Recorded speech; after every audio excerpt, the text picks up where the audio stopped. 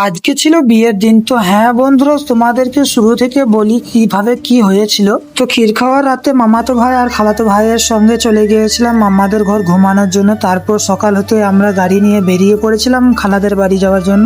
তো খালাতো ঘর আসতে আমরা এদিকে কাজে লেগে পড়েছিলাম, আমি আর খালাতো ভাইটো মিলে। তো চলো আগে কাজটা কমপ্লিট করে নি, তারপর তোমাদের সঙ্গে দেখা করব। তো সেই কাজটা কমপ্লিট করে ছোট মামার সঙ্গে চলে যাচ্ছিলাম একটা দোকানের দিকে, সেইখানে কিছু কাজ ছিল তার জন্য। তারপরে এখানে এসে কিছু সিঙ্গারা আর নিমকি নিয়ে চলে যাচ্ছিলাম ঘরের দিকে। তো ঘরে এসে হালকা করে খাওয়া দাওয়া করে নিলাম।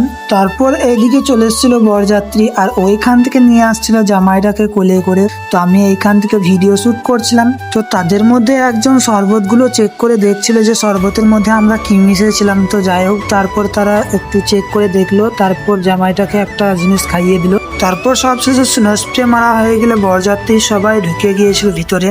তারপর তাদের খাওয়া দাওয়ার ব্যবস্থা করে আমি আর ভাইটা মিলে চলে গিয়েছিলাম একটা ফ্যান আনার জন্য। তো এখন এদিকে এসে দেখলাম যে বিয়ে পড়ানো কাজটা শুরু করে দিয়েছিল। তারপর এদিকে দেখলাম গ্রামের লোকেদের খাবার খাওয়াচ্ছিল, তাই ভাবলাম আমিও দুটি খেয়ে নিই, তাই আর কি বসে পড়লাম খাবার খাওয়ার জন্য।